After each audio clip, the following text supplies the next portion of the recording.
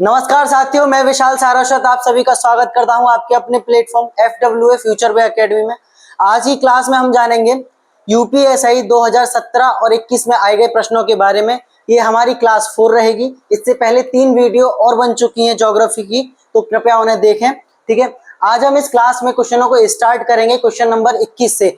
पिछली वीडियो में हमने 20 तक क्वेश्चन को पढ़ाया था, आज ये उसकी नेक्स्ट क्लास है। तो आइए शुरुआत करते हैं अपने पहले प्रश्न के साथ, 21वें प्रश्न के साथ। 21वां प्रश्न है हमारा 21वां प्रश्न है हमारा प्रश्न है, भारत में निम्नलिखित में से कौन सा राज्य अरहर यानी तूर की दाल का प्रमुख उत्पादक है। ये कहना चाह रहे हैं कि भारत का ऐसा कौन सा राज्य है जो अरहर की दाल का प्रमुख उत्पादक है। ठीक है, तो मैं आपको बता दूं, जो अरहर की दाल के लिए जाना जाता है, जो अरहर की दाल के लिए जाना जाता है वो महाराष्ट्र हमारा जाना जाता है। ठीक है, तो ऑप्शन नंबर इसका जो है, जो ऑप्शन नंबर है हमारा वो कौन सा सही रहेगा? Option number D is correct रहेगा। ऑप्शन नंबर डी इज सही आंसर है इसका। बढ़ते हैं अगले क्वेश्चन की ओर। अगला क्वेश्चन है हमारा, भीमबेटका की गुफाओं की प्रागैतिहासिक शैल चित्रकारी किस राज्य में स्थित है? भीमबेटका की जो गुफाएं हैं, जो उनकी चित्रकारी है, वो किस राज्य में उपस्थित है, ये हमसे जानना चाह रहे हैं। तो आइए मैं आपको बता दूं, जो हमारी भीमबेटका की गुफाएं हैं, जो भीमबेटका की गुफाएं हैं, सॉरी,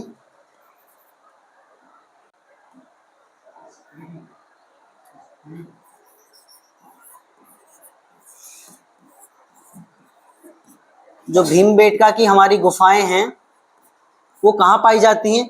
वो हमारी पाई जाती हैं मध्य प्रदेश,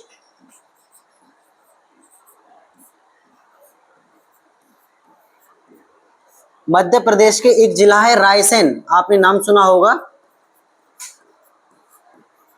रायसेन जिले में पाई जाती हैं। और ये गुफाएं किस लिए फेमस है? ये गुफाएं जानी जाती हैं, भारत में सबसे पहले मनुष्य ने यहाँ पर चित्रकारी की थी। इन गुफाओं में क्या किया था? मनुष्य ने यहाँ पे सबसे पहले क्या किया था सर? मनुष्य ने यहाँ पे सबसे पहले चित्रकारी की थी, चित्रकारी की थी। ठीक है, ये गुफाएं यूनेस्को में शामिल हैं, याद रखेंगे, ये गुफाएं यूनेस्को में शामिल हैं।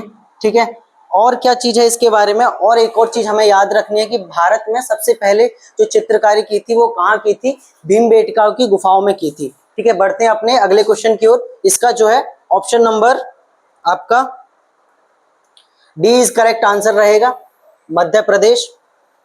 डी इज इसका करेक्ट आंसर रहेगा। आगे चलते हैं। अगला क्वेश्चन है हमारा, पनामा नहर किन दो महासागरों को जोड़ती है? पनामा नहर जो है हमारी, वो किन दो महासागरों को जोड़ती है, ये हमसे जानना चाह रहे हैं। तो आइए इस क्वेश्चन को समझते हैं थोड़ा। बात करें पनामा नहर, ये जो नहर है हमारी, दो महासागर, एक अटलांटिक महासागर और एक प्रशांत महासागर को आपस में जोड़ती है। मैप के द्वारा समझते हैं इसे।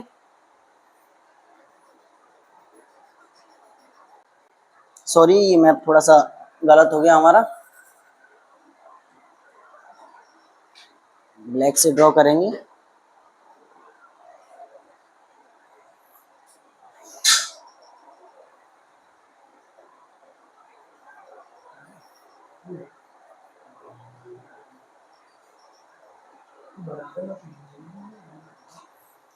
ये हमारा नॉर्थ अमेरिका होगा। ठीक है,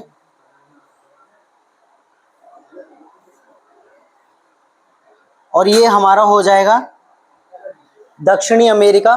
मैं आपको बता दूं, जो हमारी पनामा नहर है, जो हमारी पनामा नहर है, इधर का ये जो हमारा एरिया है ये कहलाता है हमारा अटलांटिक महासागर। क्या नाम रहेगा इस एरिया का? इस एरिया का नाम रहेगा अटलांटिक महासागर। क्या कहलाएगा? ये कहलाएगा अटलांटिक। और इधर वाला जो एरिया है, इधर वाला जो हमारा एरिया है, ये वाला जो एरिया, इस एरिया का नाम क्या रहेगा? इट मीन्स ये एरिया नहीं, ये क्या है? महासागर है। ये अटलांटिक महासागर कहलाएगा। और ये क्या कहलाएगा? ये कहलाएगा हमारा प्रशांत महासागर। क्या कहलाएगा? प्रशांत महासागर। ठीक है, प्रशांत महासागर। अब बात करते हैं जो हमारी पनामा नहर है वो कहाँ पर उपस्थित है, वो उपस्थित है साहब हमारी, ये जो एरिया है आपका, यहाँ पर एक देश आ जाता है पनामा सिटी, ये जो देश है यहाँ पे आ जाता है पनामा सिटी। यहाँ इस तरीके से वो नहर इन दो महासागरों को आपस में जोड़ती है, अटलांटिक और प्रशांत को, किसे, अटलांटिक और प्रशांत को आपस में जोड़ती है। तो इसका ऑप्शन नंबर जो होगा हमारा अटलांटिक महासागर और प्रशांत महासागर। इट मीन्स हम कह सकते हैं कि B option is correct answer है हमारा, B option is correct answer है हमारा। कौन सा आंसर सही है हमारा, बी ऑप्शन इज करेक्ट है, बी ऑप्शन करेक्ट है। बढ़ते अगले क्वेश्चन की ओर। अगला क्वेश्चन है हमारा सॉरी, पश्चिमी घाट किस प्रकार के वर्षण के माध्यम से वर्षा प्राप्त करते हैं। जो पूछना चाह रहा है, जो भारत का हमारा पश्चिमी घाट है वो किस तरह से वर्षा को प्राप्त करते हैं, किस तरह से वहां पर वर्षा होती है। तो आइए मैप की सहायता से इसे समझते हैं। देखिए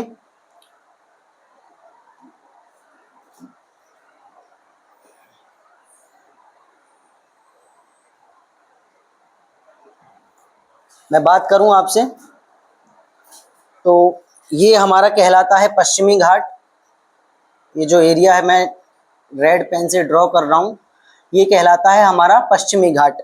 आपको पता होगा, आपको पता होगा कि भारत के इधर उपस्थित जो सागर है इसे कहा जाता है, जो जलीय क्षेत्र है इसे कहा जाता है बंगाल की खाड़ी। इसे क्या कहा जाता है, इसे कहा जाता है बंगाल की खाड़ी, बे ऑफ बंगाल,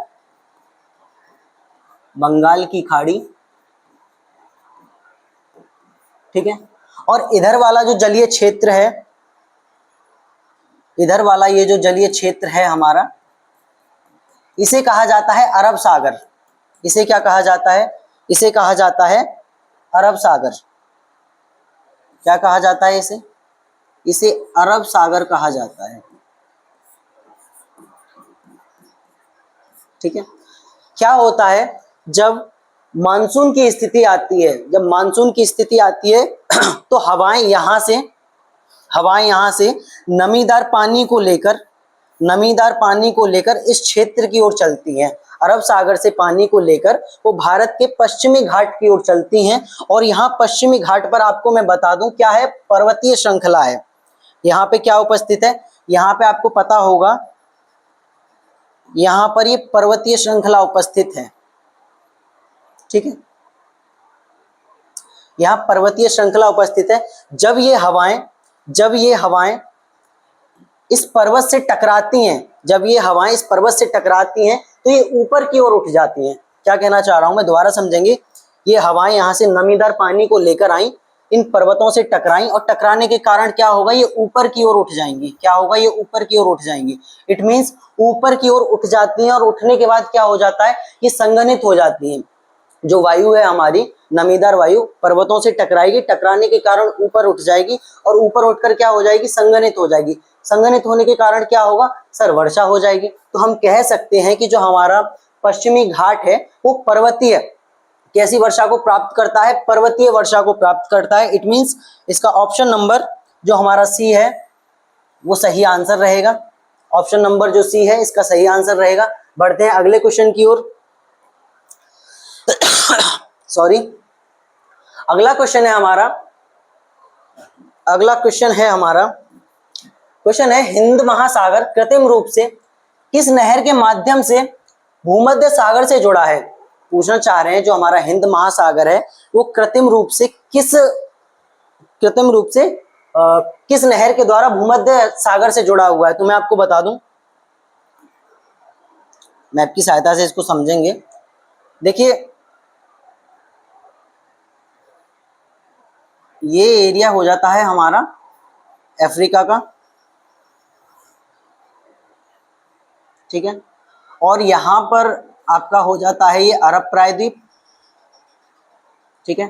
और यहां उपस्थित है आपका भारत, ठीक है। क्या उपस्थित है, भारत। क्या उपस्थित है सब, यहां पर उपस्थित है आपका भारत। भारत का ये वाला एरिया क्या कहलाता है, अरब सागर कहलाता है। क्या कहलाता है, अरब सागर कहलाता है, ठीक है।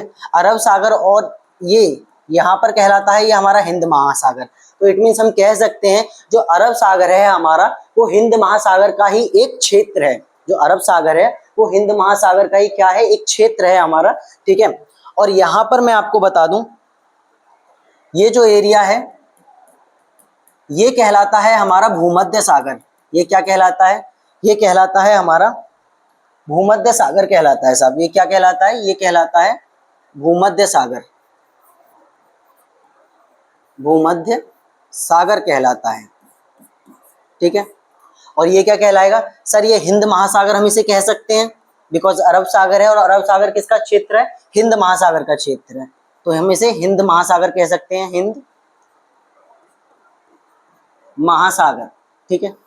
आगे मैं बात करूं, ये जो हिंद महासागर है, जो हिंद महासागर है हमारा,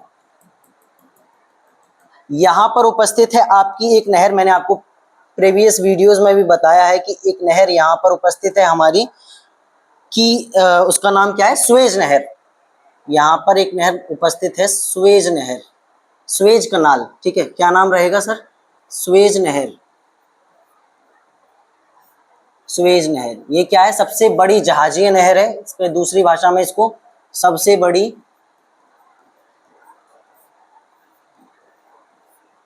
जहाजीय नहर, नहर के रूप में भी जाना जाता है इसे, ठीक है। क्यों जाना जाता है, क्योंकि सबसे अधिक व्यापार, एक स्वरूप से देखें तो एक तरीके से सबसे अधिक व्यापारिक रूप से काम में आने वाली जो नहर है एक तरीके से यही है, ठीक है। तो हम देखेंगे यहाँ पर ये हो गया हमारा हिंद महासागर और यहाँ पर उपस्थित है हमारा भूमध्य सागर। ये कौन सा सागर है, भूमध्य सागर। तो इन दोनों को जो जोड़ने का कार्य कर रही है वो कौन कर रही है, सुएज नहर कर रही है। कौन कर रही है, सुएज नहर कर रही है। तो ऑप्शन हमारा ए इज करेक्ट आंसर रहेगा, ऑप्शन हमारा ए इज करेक्ट आंसर रहेगा, सुएज नहर इसका सही आंसर होगा, सुएज नहर। बढ़ते हैं अगले क्वेश्चन की ओर। अगला क्वेश्चन है हमारा, उस विकल्प का चयन करें जो अन्य से भिन्न है।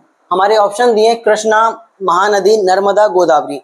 आपकी जानकारी के लिए बता दूं ये जो क्वेश्चन था यूपीएसआई के आपका जो है 2017 में पूछा गया था और ये रीजनिंग की जो टर्म आती है, रीजनिंग के जो क्वेश्चंस आते हैं उनमें दिया गया था। मैंने वहां से ये कंडक्ट किया, उठाया है, ठीक है। तो बढ़ते हैं इस क्वेश्चन की ओर, देखेंगे, जानेंगे। कहा है कि उस विकल्प का चयन करें जो अन्य से भिन्न है। कृष्णा, महानदी, नर्मदा, गोदावरी।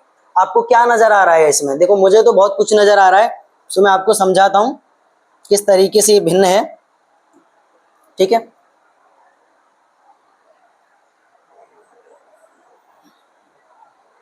ये हमारा मैप हो गया इंडिया का, ठीक है। और देखिए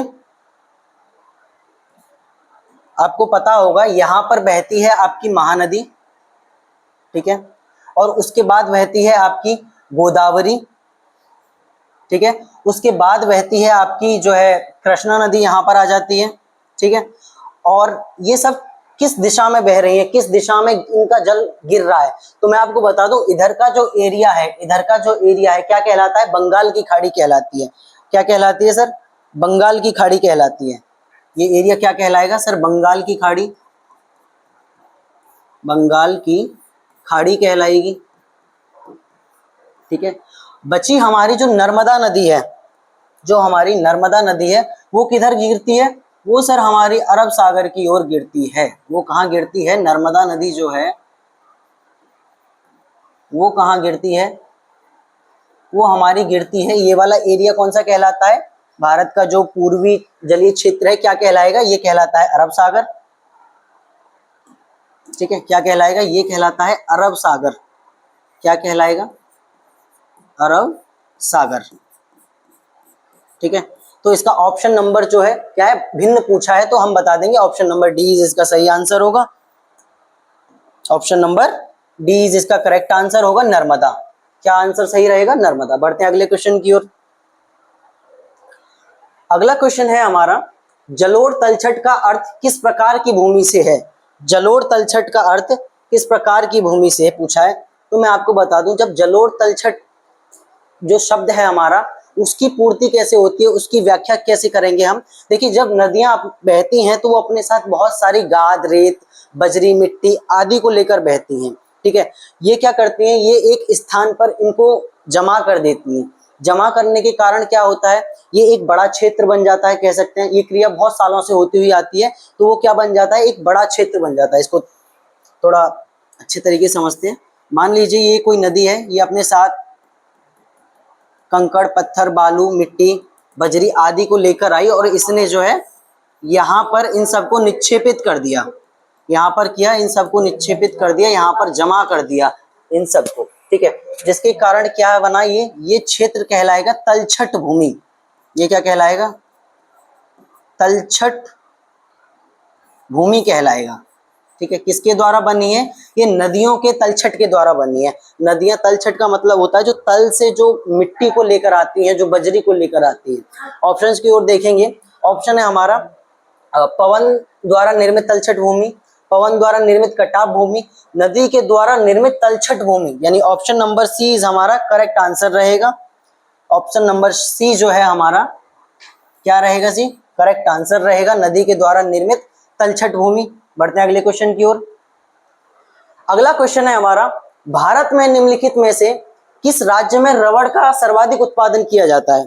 पूछना चाह रहे हैं कि जो भारत है हमारा, उसमें सबसे अधिक रबड़ का उत्पादन करने वाला राज्य कौन सा है। तो मैं आपको बता दूं, रबड़ के उत्पादन के लिए गर्म, एक तरीके से हम कह सकते हैं कि गर्म जलवायु की आवश्यकता होती है, ठीक है। तो आपको यहाँ पर कौन से राज्य में गर्म जलवायु प्रतीत होती हो दिख रही है, तो केरल, जो आपका भारत का एक तरीके से दक्षिणी राज्य है केरल, वहां पे क्या होता है, रबड़ का सर्वाधिक उत्पादन होता है। Option number B is correct answer रहेगा।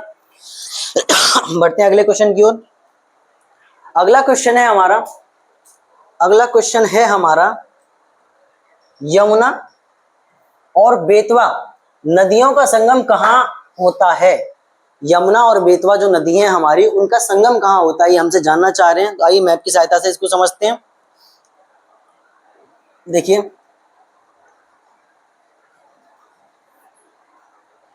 थोड़ा सा इंडियन मैप हम ड्रॉ करेंगे यहाँ पर। सॉरी, मैप थोड़ा सा गलत हो गया।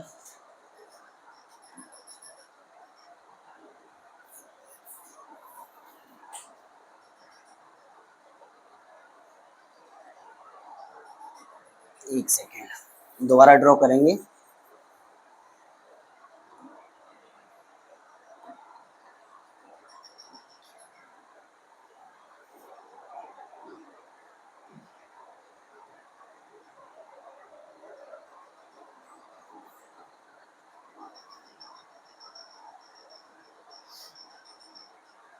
ठीक है, ये हमारा हो गया सिक्किम, और इसके बाद ये अरुणाचल प्रदेश होते हुए ये मिजोरम, त्रिपुरा, और ये इस तरीके से आपका इंडियन मैप ड्रॉ हो गया, ठीक है। पूछना चाह रहे हैं हमसे कि जो यमुना और बेतवा नदी है, तो मैं आपको बता दूं, भारत का जो ये वाला क्षेत्र है गुजरात, और यहाँ पे पाया जाता है आपका मध्य प्रदेश। यहाँ कौन सा स्टेट पाया जाता है, मध्य प्रदेश। और मध्य प्रदेश से निकलती है हमारी बेतवा नदी, मध्य प्रदेश से निकलती है हमारी बेतवा नदी, और यहाँ से आती है हमारी यमुना नदी। और ये दोनों आपस में कहाँ मिलती हैं, ये मिलती हैं हमारी, ये जो स्टेट है, ये स्टेट कहलाता है उत्तर प्रदेश। ये वाला जो स्टेट है ये क्या कहलाता है, ये उत्तर प्रदेश कहलाता है, ठीक है। और यहाँ पर एक जिला है हमीरपुर जिला, जिले का नाम क्या है, हमीरपुर। देखो ऑप्शन नंबर ए में दिया भी है हमीरपुर, क्या जिले का नाम है, हमीरपुर, ठीक है। हमीरपुर जिले में इनका संगम होता है, नदियां मिलती हैं आपस में। तो ऑप्शन नंबर इसका ए जो है करेक्ट आंसर होगा। ऑप्शन नंबर ए जो है इसका करेक्ट आंसर होगा। हमीरपुर में यमुना और बेतवा नदियों का संगम होता है। आगे बढ़ते हैं।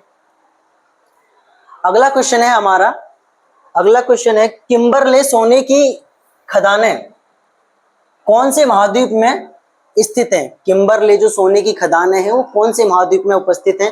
तो इसका option number C is correct answer रहेगा। मैंने कई बार आपको प्रीवियस वीडियो में भी बताया ये क्वेश्चन कि अफ्रीका में सोने की खदानें पाई जाती हैं। किस देश में उपस्थित है अफ्रीका में अगर पूछे तो मैं आपको बता दूं, जो साउथ अफ्रीका है आपका, जो आपका साउथ अफ्रीका है, जो आपका साउथ अफ्रीका है, वहां ये खदानें पाई जाती हैं, उस देश में पाई जाती हैं। तो ऑप्शन नंबर सी इसका करेक्ट आंसर होगा। ऑप्शन नंबर सी इज क्या होगा, करेक्ट आंसर होगा। बढ़ते हैं अगले क्वेश्चन की ओर। अगला क्वेश्चन है हमारा, अगला क्वेश्चन है गारो पहाड़ियां कहाँ स्थित हैं? गारो पहाड़ियां कहाँ स्थित हैं, यानी गारो पहाड़ियां जो है भारत के किस राज्य में उपस्थित हैं, ये हमसे जानना चाह रहे हैं। तो मैं आपको बता दूं, जो भारत का मेघालय राज्य है वहां पर गारो जनजाति पाई जाती है, और वो जनजाति अधिकतर किस पहाड़ियों पर रहती है? गारो ही पहाड़ियों पर रहती है। तो ऑप्शन नंबर बी इसका करेक्ट आंसर होगा। ऑप्शन नंबर बी इसका करेक्ट आंसर होगा। बढ़ते हैं अगले क्वेश्चन की ओर। अगला क्वेश्चन है हमारा, निम्नलिखित में से कौन सा जिंक का एक अयस्क है? जिंक का अयस्क पूछा है इसने, तो इसका option number A is correct answer होगा हमारा। क्या है? सेफ्लेराइट। क्या आंसर सही होगा हमारा? ए इज करेक्ट आंसर होगा। सेफ्लेराइट जो है वो एक जिंक का अयस्क है। ठीक है। अगला क्वेश्चन है हमारा, फ्लेमिंगो शहर कहाँ स्थित है? फ्लेमिंगो शहर जो है वो कहाँ पर उपस्थित है? आइए इस शहर के बारे में थोड़ा सा जानते हैं।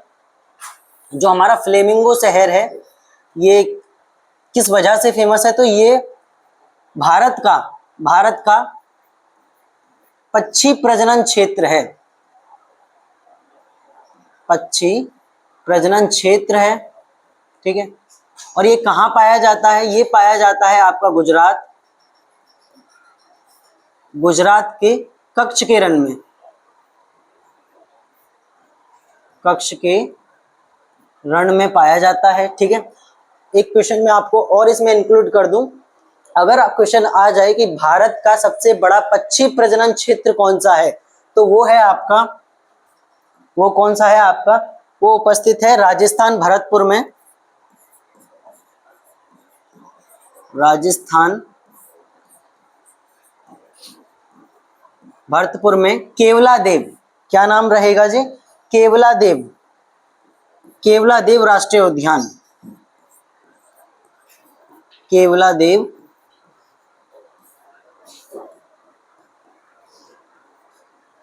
राष्ट्रीय उद्यान। क्या इस बात को आप याद रखेंगे? ठीक है। भारत का सबसे बड़ा पक्षी प्रजनन क्षेत्र कौन सा है? केवलादेव राष्ट्रीय उद्यान। तो इसका option number A is correct रहेगा हमारा। Option number A is correct रहेगा। क्या पूछा है इसने? फ्लेमिंगो शहर के बारे में पूछा, और कहाँ पाया जाता है? गुजरात के कच्छ के रण में पाया जाता है। बढ़ते हैं अगले क्वेश्चन की ओर।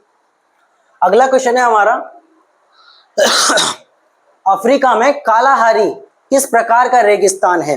अफ्रीका में जो कालाहारी मरुस्थल है वो किस प्रकार का है, उसकी एक तरीके से कटिबंध जानने की कोशिश कर रहे हैं हमसे। तो मैं आपको बता दूं, वो उपोष्ण कटिबंधीय क्षेत्र है। उपोष्ण कटिबंधीय क्षेत्र है। इट मीन्स कैसा क्षेत्र है? उपोष्ण कटिबंधीय क्षेत्र है। इसके बारे में थोड़ा सा जानेंगे। यहाँ पर गर्मी अधिक रहती है। ठीक है, अधिक रहती है। और सर्दी कैसी रहती है? सर्दी की बात करें तो सर्दी कम रहती है यहाँ पे। ठीक है। दूसरी बात, आर्द्रता यहाँ पर बनी रहती है एक तरीके से। ठीक है। उपोष्ण कटिबंधीय की पहचान क्या है? 3 पहचान है। अधिक गर्मी, सर्दी कम गर्मी के मुकाबले, और आर्द्रता यहाँ पर बनी रहती है। तो कैसा रेगिस्तान होगा ये? हमारा उपोष्ण कटिबंधीय रेगिस्तान होगा। ऑप्शन नंबर जो है हमारा बी इज करेक्ट आंसर है। बढ़ते हैं अगले क्वेश्चन की ओर।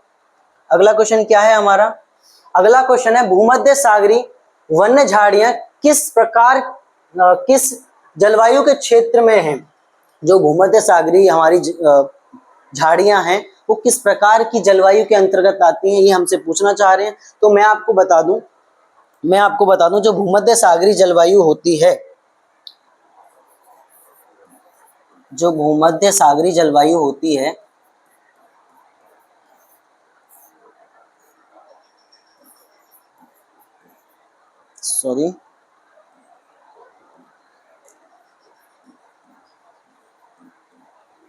सागरी जलवायु होती है वो किस प्रकार की होती है? वो ना तो ज्यादा गर्म होती है, कैसी होती है? न ज्यादा गर्म होती है, न ज्यादा गर्म, और ना ही ज्यादा ठंडी होती है। न ज्यादा ठंडी होती है। ठीक है। एक और चीज मैं इस क्वेश्चन में इंक्लूड कर दूं, भूमध्य सागरी जलवायु में सिट्रस इट मीन्स खट्टे फल उगाए जाते हैं। क्या क्या इस बात को याद रखेंगे हम? भूमध्य सागरीय जलवायु में सिट्रस कह सकते हैं या खट्टे फल कह सकते हैं, खट्टे फल उगाए जाते हैं, उगाए जाते हैं। ठीक है, तो इसका जो ऑप्शन नंबर है वो ए इज करेक्ट आंसर होगा, गर्म शीतोष्ण। क्या? गर्म शीतोष्ण। Option number A is correct है, गर्म शीतोष्ण क्षेत्र में। बढ़ते हैं अगले क्वेश्चन की ओर। अगला क्वेश्चन है हमारा, निम्नलिखित में से कौन सा कुल ऊर्जा के उपभोग में न्यूनतम योगदान देता है? तो हमारा जो परमाणु ऊर्जा है वो ऊर्जा के उपभोग में एक प्रकार से हम कह सकते हैं बहुत कम योगदान देता है। वो अधिकतर योगदान हमारा जीवाश्म ईंधन का होता है। तो इसका जो ऑप्शन नंबर सी है वो करेक्ट आंसर रहेगा। क्या? परमाणु ऊर्जा। बढ़ते हैं अगले क्वेश्चन की ओर। अगला क्वेश्चन है हमारा, प्राचीन समुद्री बंदरगाह मुजीरिस किस भारतीय राज्य में स्थित था? जो हमारा प्राचीन बंदरगाह था मुजीरिस, ये जानना चाह रहे हैं कि वो भारत के किस राज्य में स्थित था। तो मैं आपको बता दूं, मैं आपको बताता हूं, सॉरी, ये जो भारत का दक्षिणी मैप हो गया और यहाँ पर उपस्थित था हमारा मालाबार तट। आप जानते होंगे ये जो तट कहलाता है मालाबार तट कहलाता है। और यहीं पर उपस्थित था हमारा मुजीरिस बंदरगाह। क्या उपस्थित था? मुजीरिस बंदरगाह उपस्थित था। इस बंदरगाह से क्या होता था? मसालों का व्यापार होता था। किसका व्यापार होता था? मसालों का व्यापार होता था। मसालों का व्यापार होता था इस बंदरगाह से। ठीक है, बढ़ते हैं अगले क्वेश्चन की ओर। तो इसका जो सही आंसर होगा, ये वाला जो राज्य कहलाता है ये कहलाता है हमारा केरल। तो इट मीन्स हम कह सकते हैं कि ये बंदरगाह कहां पर उपस्थित था? केरल में उपस्थित था। ऑप्शन नंबर ए इसका करेक्ट आंसर होगा। अगला क्वेश्चन है हमारा, किस अभ्यारण्य को वेम्बनाड पक्षी अभ्यारण्य के रूप में जाना जाता है? वेम्बनाड पक्षी अभ्यारण्य के रूप में कुमारकोम जो पक्षी अभ्यारण्य है उसे जाना जाता है। तो ऑप्शन नंबर जो है हमारा इसका ए इज करेक्ट रहेगा, कुमारकोम पक्षी अभ्यारण्य। Option number A is correct है, कुमारकोम पक्षी अभ्यारण्य को वेम्बनाड पक्षी अभ्यारण्य के रूप में जाना जाता है। अपने अगले क्वेश्चन की ओर, इसका option number A is correct answer रहेगा। अगला क्वेश्चन है हमारा, हिमालय में पंचंग दर्रा मिलाता है। हिमालय में पंचंग दर्रा किसे किसे मिलाता है? मैप की सहायता से इसे समझेंगे। ये जो हमारा ये हो जाता है सिक्किम और ये हो जाता है हमारा अरुणाचल प्रदेश होते हुए, ये कुछ इस तरीके से मैप ड्रॉ होता है। और यहाँ पे मैं बता दूं ये अरुणाचल प्रदेश, ये जो एरिया है हमारा, ये एरिया कहलाता है हमारा अरुणाचल प्रदेश। और यहाँ पर एक दर्रा उपस्थित है, पंचंग दर्रा। इस दर्रे का नाम क्या है? पंचंग दर्रा। पंचंग दर्रा नाम है इसका। ये किसे किसे मिलाता है?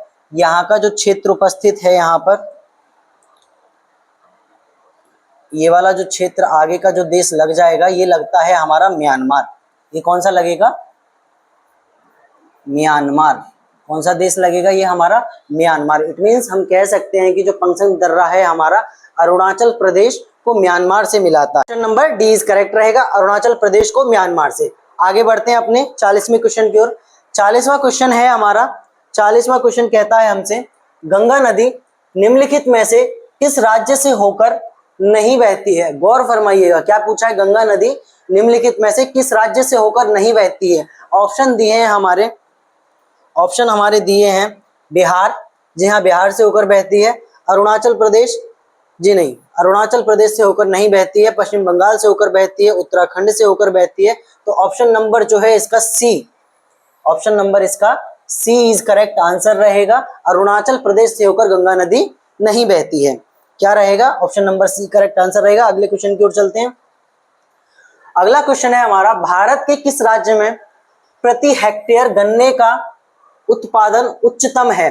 क्या पूछा है? प्रति हेक्टेयर गन्ने का उत्पादन अधिकतम है या उच्चतम है? तो मैं आपको बता दूं, अगर हमसे पूछता सबसे अधिक उत्पादन, क्या पूछता? सबसे अधिक गन्ना उत्पादन,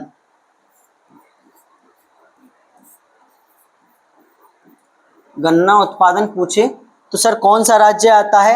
हमारा राज्य आता है उत्तर प्रदेश। हमारा राज्य कौन सा आता है? हमारा राज्य आता है उत्तर प्रदेश। ठीक है, लेकिन इन्होंने हमसे पूछा है प्रति हेक्टेयर, बात की है हमसे प्रति हेक्टेयर में, तो मैं आपको बता दूं प्रति हेक्टेयर में हमसे पूछा है, तो प्रति हेक्टेयर में जो गन्ने का अधिकतम उत्पादन करता है वो है हमारा तमिलनाडु। वो क्या है हमारा? वो है हमारा तमिलनाडु। तमिलनाडु। तो इट मींस हम कह सकते हैं कि ऑप्शन नंबर जो है हमारा डी इज करेक्ट आंसर रहेगा। ऑप्शन नंबर डी इज हमारा करेक्ट आंसर रहेगा, तमिलनाडु। बढ़ते हैं अगले क्वेश्चन की ओर। अगला क्वेश्चन है हमारा, भारत में हाथी परियोजना कब शुरू की गई थी? भारत में हाथी परियोजना क्या होती है कि हाथियों को सुरक्षित रखने के लिए, उनको एक उनके आवास में रखने के लिए ये परियोजना चलाई गई थी। ये परियोजना की शुरुआत हुई थी, तो ये परियोजना की जो शुरुआत हुई थी वो हुई थी 1992 ईस्वी को। 1992 को इसकी शुरुआत हुई थी। 1992 को इसकी शुरुआत हुई थी, 1992 को शुरुआत हुई थी। तो हमारा ऑप्शन नंबर हो जाएगा सी इज करेक्ट आंसर। हमारा option number C is correct answer होगा 1992। बढ़ते हैं अगले क्वेश्चन की ओर। अगला क्वेश्चन है हमारा, भूजल में किस खनिज के संदूषण के कारण ब्लू बेबी सिंड्रोम होता है? जो जमीनी पानी है हमारा, जो जमीन में उपस्थित पानी है, उसमें कौन सा खनिज मिलने के कारण जो बेबी ब्लूज सिंड्रोम है वो होता है? तो मैं आपको बताता हूं, nitrate. It means trait. Nitrate जो खनिज है हमारा, ये क्या होता है? ये जब भूमि के जल में मिल जाता है और उस नाइट्रेट मिले हुए जल को छोटे बच्चे पी लेते हो तो उनकी स्किन कैसी हो जाती है? नीली हो जाती है। बेबी ब्लूज सिंड्रोम का मतलब होता है नीली स्किन हो जाना, नीली स्किन हो जाना। ठीक है, किस खनिज के कारण होता है? नाइट्रेट के कारण होता है। तो ऑप्शन नंबर जो है हमारा क्या सही रहेगा? बी इज करेक्ट आंसर रहेगा, नाइट्रेट के कारण होता है। बढ़ते हैं अगले क्वेश्चन की ओर। अगला क्वेश्चन है हमारा, निम्नलिखित में से कौन सी एक रूपांतरित चट्टान है? निम्नलिखित में से कौन सी एक रूपांतरित चट्टान है? तो ऑप्शन नंबर सी इसका करेक्ट आंसर है। सेल जो है हमारी एक प्रकार से रूपांतरित चट्टान है। बढ़ते हैं अगले क्वेश्चन की ओर। अगला क्वेश्चन है, उष्णकटिबंधीय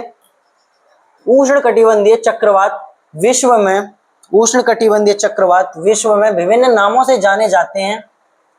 विश्व के किस भाग में इसे हरिकेन के नाम से जाना जाता है? इट मींस ये हमसे जानना चाह रहा है कि जो विश्व में चक्रवातों के नाम है वो किस किस क्षेत्र में अलग अलग नामों से जाने जाते हैं। तो मैं आपको बता दूं, हिंद महासागर में उन्हें चक्रवात के नाम से जाना जाता है। अटलांटिक में उन्हें हरिकेन के नाम से जाना जाता है। किसके नाम से जाना जाता है? हरिकेन के नाम से जाना जाता है। पश्चिमी ऑस्ट्रेलिया की बात करूं तो पश्चिमी ऑस्ट्रेलिया में बिली के नाम से जाना जाता है। ठीक है, पश्चिमी प्रशांत की बात करूं तो पश्चिमी प्रशांत में उन्हें टाइफून के नाम से जाना जाता है। किस नाम से? टाइफून के नाम से जाना जाता है। तो इन्होंने पूछा है हरिकेन के नाम से जाना जाता है, तो ऑप्शन नंबर सी इसका करेक्ट आंसर रहेगा। क्या रहेगा? Option number C is correct answer रहेगा। हरिकेन के नाम से अटलांटिक में जाना जाता है। आगे बात करते हैं। अगला क्वेश्चन है हमारा स्वच्छ सर्वेक्षण नामक सर्वेक्षण के मुताबिक भारत का सबसे स्वच्छ शहर किस राज्य में स्थित है? जो भारत का सबसे स्वच्छ शहर है वो किस राज्य में उपस्थित है? तो मैं आपको बता दूं, मध्य प्रदेश में उपस्थित है हमारा इंदौर, जिसे भारत का सबसे स्वच्छ शहर माना जाता है। भारत का सबसे स्वच्छ शहर माना जाता है इंदौर को। तो कहां पर उपस्थित है? मध्य प्रदेश में उपस्थित है। ऑप्शन नंबर ए जिसका जो है करेक्ट आंसर रहेगा, मध्य प्रदेश। बढ़ते हैं अगले क्वेश्चन की ओर। अगला क्वेश्चन है हमारा कॉफी का मूल स्थान निम्नलिखित में से कौन सा देश है, कॉफी का मूल स्थान निम्नलिखित में से कौन सा देश है। इट मींस कॉफी का सबसे अधिक उत्पादन कौन सा देश करता है, तो दक्षिण अमेरिका में उपस्थित है एक देश ब्राजील जो कॉफी का सबसे अधिक उत्पादन करता है। तो ऑप्शन नंबर जो है हमारा इसमें बी इज करेक्ट आंसर रहेगा, ब्राजील। ठीक है, अगले क्वेश्चन की ओर बढ़ते हैं। अगला क्वेश्चन है हमारा, भारत के कौन से राज्य में सबसे अधिक सिंचित क्षेत्र है। इट मींस भारत का ऐसा कौन सा क्षेत्र है जो सबसे अधिक तराई क्षेत्र के रूप में जाना जाता है। तो मैं आपको बता दूं, उत्तर प्रदेश, भारत का जो उत्तर प्रदेश है वो एक प्रकार से तराई क्षेत्र कह सकते हैं, उपजाऊ क्षेत्र उसे कह सकते हैं। तो ऑप्शन नंबर इसका बी इज करेक्ट आंसर रहेगा। क्या रहेगा, option number B is correct answer रहेगा। अगले क्वेश्चन की ओर बढ़ते हैं। अगला क्वेश्चन कहता है निम्नलिखित में से कौन सी पर्वत श्रृंखला एक छोर पर लद्दाख को कश्मीर की घाटी और चिनाब नदी से अलग करती है और हिमाचल प्रदेश क्षेत्र में स्पीति से किन्नौर को अलग करती है। ये कहना चाह रहे हैं जो लद्दाख को कश्मीर घाटी से अलग करने वाली श्रृंखला और हिमाचल प्रदेश में किन्नौर और स्पीति को अलग करने वाली जो पर्वत श्रृंखला है उसका नाम जानना चाह रहे हैं हमसे। तो मैं आपको बता दूं इस मैप के जरिए हम जानेंगे।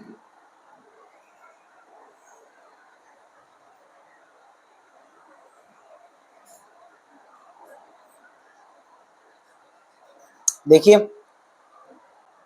आपको पता होगा यहां पर उपस्थित रहती है हमारी काराकोरम। ठीक है, फिर इसके बाद आ जाती है यहां से हमारी लद्दाख, फिर इसके बाद आती है हमारी जास्कर यहां से। ठीक है, और फिर इसके बाद उपस्थित रहती है पीर पंजाल। ठीक है, कौन सी, ये हमारी पर्वत श्रृंखला हो जाएगी काराकोरम पर्वत श्रृंखला। ठीक है, ये वाली जो है ये हो जाएगी हमारी लद्दाख पर्वत श्रृंखला, ये हो जाएगी जास्कर पर्वत श्रृंखला और ये हो जाएगी पीर पंजाल पर्वत श्रृंखला। तो इट मीन्स हम कह सकते हैं कि देखिए यहाँ पर ये जो एरिया है हमारा, ये वाला जो एरिया है ये कहलाता है हमारी कश्मीर की घाटी। क्या कहलाता है, कश्मीर घाटी।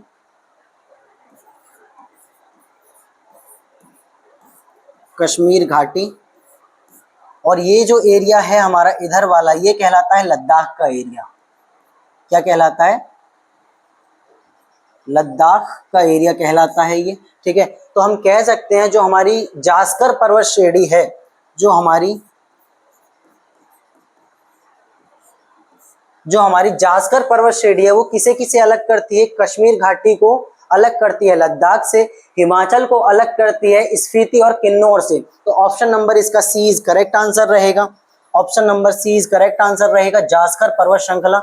अगले क्वेश्चन की ओर बढ़ते हैं हम। अगला क्वेश्चन है हमारा, इनमें से किस भारतीय राज्य में बाघ रक्षित स्थान टाइगर रिजर्व की संख्या अधिकतम है। तो मैं आपको बता दूं, भारत में सबसे अधिक जो टाइगर रिजर्व क्षेत्र हैं, जो टाइगर पाए जाते हैं वो हमारे मध्य प्रदेश राज्य में पाए जाते हैं। तो ऑप्शन नंबर जो है इसका सी इज करेक्ट आंसर रहेगा। ऑप्शन नंबर सी इज इसका करेक्ट आंसर रहेगा। सबसे अधिक बाघ कहाँ पाए जाते हैं, सबसे अधिक बाघ पाए जाते हैं हमारे मध्य प्रदेश में। आशा करता हूं आपको ये क्लास पसंद आई होगी। ठीक है, हमसे जुड़ने के लिए, हमें इतना सपोर्ट करने के लिए आपका धन्यवाद। मिलते हैं अगले क्लास में।